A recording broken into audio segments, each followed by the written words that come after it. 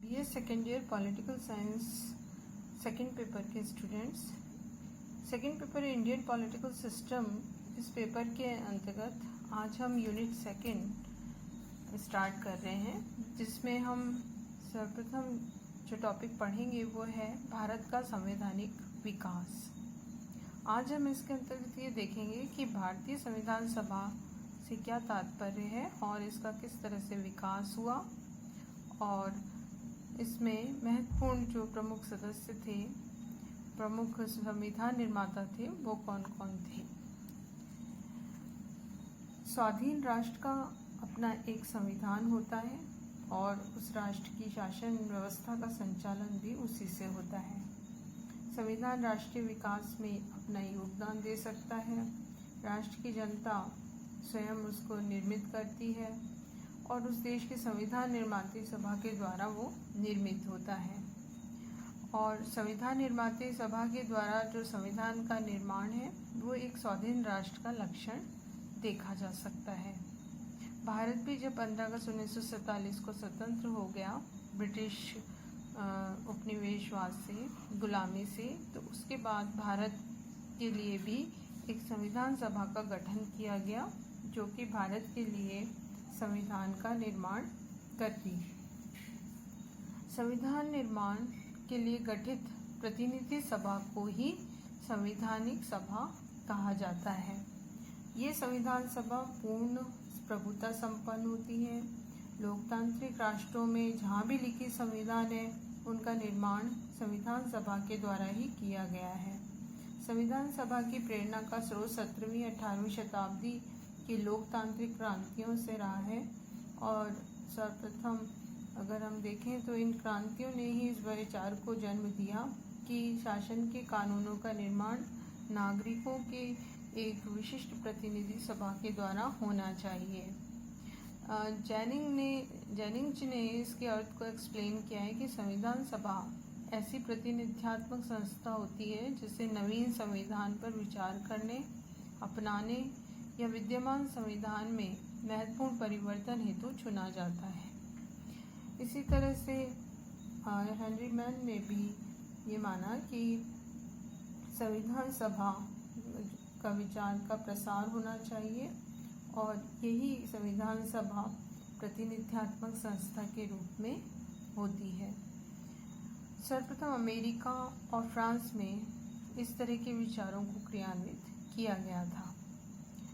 तो इसके आधार पर हम ये समझ सकते हैं कि संविधान सभा क्या होती है। दूसरा अगर हम देखें तो वो ये कि भारत में संविधान सभा के विकास का क्रम काफ़ी लंबा है और काफ़ी महत्वपूर्ण भी है।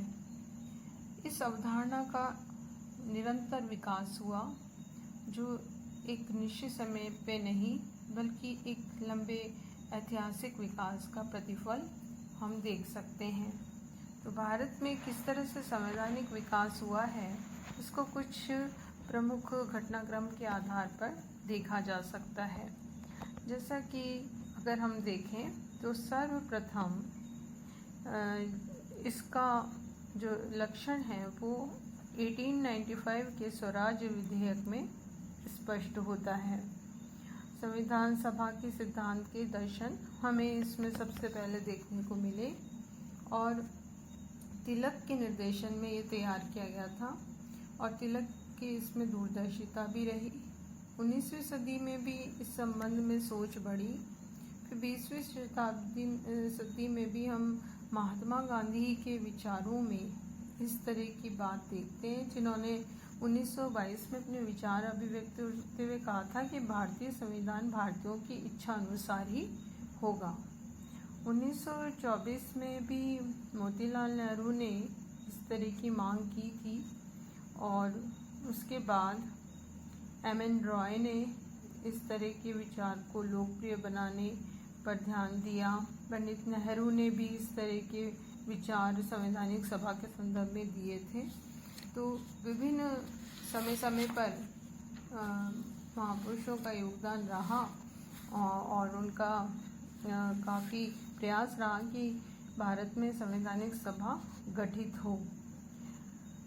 इसी तरह से अगर हम देखें तो ये वो दौर था जब संविधान सभा के विचार को लोकप्रियता काफ़ी प्राप्त हुई। अनेक प्रांतीय विधानसभाओं, केंद्रीय विधानमंडलों में ये प्रस्ताव रखे गए। 1936 में लखनऊ कांग्रेस अधिवेशन में भी इसके महत्व की व्याख्या की गई। 1937 और 1938 के अधिवेशन में भी इस प्रस्ताव को दोहराया गया। बराबर महात्मा गांधी ने इस पर जोर दिया और उन्होंने भारतीयों के द्वारा ही संविधान सभा गठित हो और उसमें वो भारतीय ही हो, इस तरह की बातों पर निरंतर बल दिया जाता रहा। भारतीय जनता की संविधान सभा की इस मांग का ब्रिटिश शासन के द्वारा विरोध तो किया ही जा रहा था और इसके साथ ही कुछ देशे नरेश और यूरोप वासी भी इस प्रस्ताव को अपने विशेषाधिकार के दृष्टिकोण से काफ़ी खतरे में देख रहे थे। उन्होंने इसका विरोध किया। अन्य दलों ने भी इसका विरोध किया। 1940 तक आते आते पाकिस्तान का प्रस्ताव आ गया, तो उसमें ये रखा गया कि भारत पाकिस्तान दो राज्य हों, देश हों और उनके अलग अलग संविधान सभा हों। इसी तरह से ब्रिटिश सरकार जनता की संविधान सभा की मांग को स्वीकार करने के पक्ष में कभी नहीं रही और 1940 में ब्रिटिश सरकार ने कहा था कि भारत का संविधान स्वभावतः भारतवासी ही तैयार करेंगे। तो 1940 तक आते आते थोड़ा परिवर्तन हम और विकास और आगे बढ़ते हुए देखते हैं। फिर 1942 में क्रिप्स मिशन योजना आई, लेकिन भारतीयों को वो स्वीकार नहीं थी, अस्वीकार कर दी गई। फिर उसके बाद 1946 में कैबिनेट मिशन योजना आई, उसे भारतीयों ने स्वीकार भी किया और इसको व्यवहारिक रूप इसके आधार पर दिया गया। तो 24 मार्च 1946 को ये कैबिनेट मिशन योजना आई थी और 16 मई 1946 को इसने अपनी योजना प्रकाशित की। संविधान निर्माण के प्रस्तावित संगठन के बारे में मिशन का ये विचार था कि वयस्क मताधिकार के आधार पर संविधान सभा का गठन तो संभव नहीं है, तो इसलिए प्रांतीय विधान सभाओं का निर्वाचनकारी संस्थाओं के रूप में उपयोग कर दिया जाना चाहिए। इस संविधान सभा में जो कैबिनेट मिशन योजना के आधार पर गठित हुई थी, उसमें 389 सदस्य हों, 292 ब्रिटिश प्रांतों के प्रतिनिधि होने चाहिए, 4 चीफ कमिश्नर के और 93 देशी रियासतों के होने चाहिए। और इस योजना की कुछ प्रमुख बातें थी।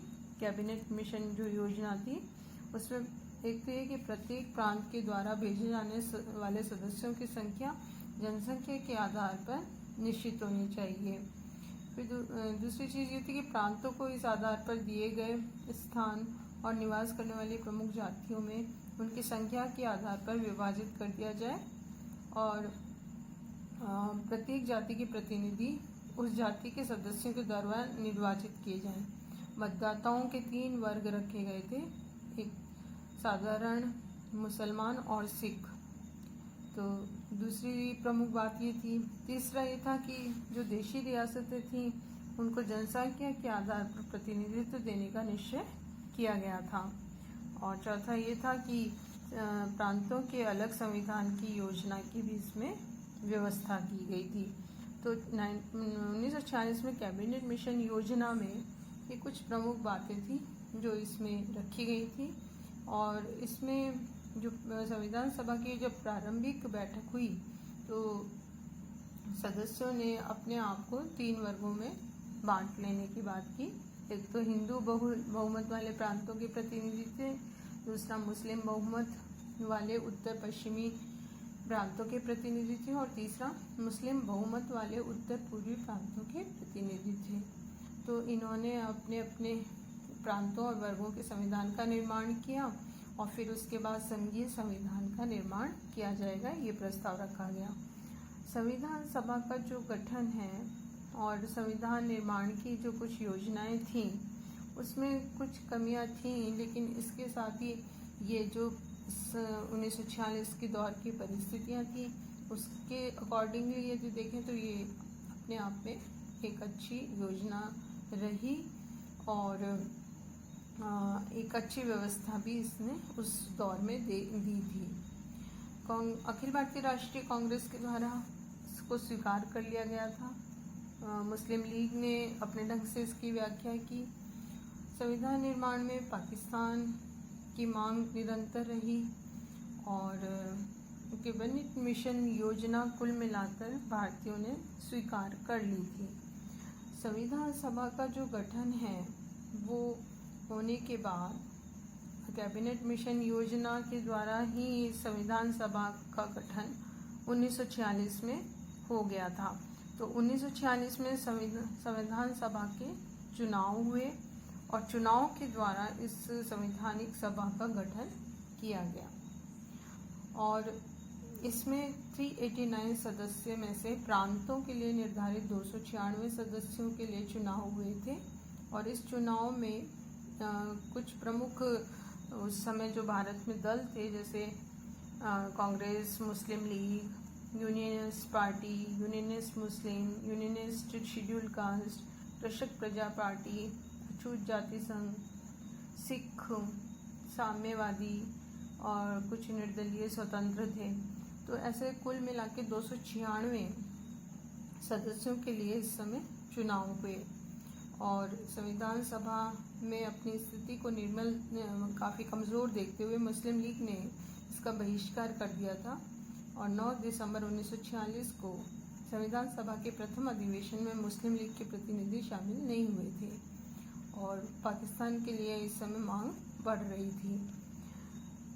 भारत की संविधान सभा का गठन 3 चरणों में पूर्ण हुआ था। सबसे पहले हमने देखा कैबिनेट मिशन योजना और उसके द्वारा हुए चुनाव। दूसरा 3 जून 1947 को विभाजन योजना और फिर से वापस संविधान सभा का गठन, इसमें 324 प्रतिनिधि रखे गए। और तीसरा देशी रियासतों से संबंधित या उनके प्रतिनिधि संविधान में अलग अलग समय पर सम्मिलित हुए और हैदराबाद एक ऐसी रियासत थी जो इस समय उसके प्रतिनिधि इसमें शामिल नहीं हुए थे। तो ये 3 चरणों में भारत की संविधान सभा का गठन पूर्ण हुआ था। इसके बाद हम ये देखेंगे कुछ प्रमुख संविधान निर्माताओं के नाम कि ऐसे कौन कौन से प्रमुख सदस्य थे जो संविधान सभा में नियुक्त हुए थे। तो संविधान सभा के प्रमुख सदस्य या भारत के प्रमुख संविधान निर्माता जिन्हें माना जाता है, उनमें प्रमुख नाम पंडित जवाहरलाल नेहरू, सरदार वल्लभ भाई पटेल, डॉक्टर भीमराव अंबेडकर, के.एम. मुंशी, गोपाल कृष्ण अयंगर, अल्लादी कृष्ण स्वामी अय्यर, पट्टाभी सीतारामैया, श्रीमती दुर्गाबाई, ठाकुरदास भार्गव, मौलाना अब्दुल कलाम आज़ाद। ये हमारे प्रमुख संविधान निर्माता थे और जिनके अथक प्रयासों से भारत का संविधान निर्मित हो सका।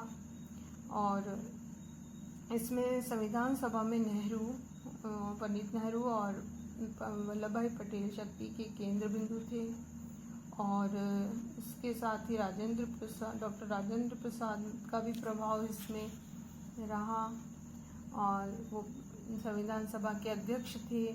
पंडित नेहरू आदर्शवादी थे तो प्रसाद और पटेल व्यवहारिक थे और डॉक्टर अंबेडकर कानून के प्रकाट पंडित थे और गोपाल स्वामी अयंकर योग्य और अनुभवी थे।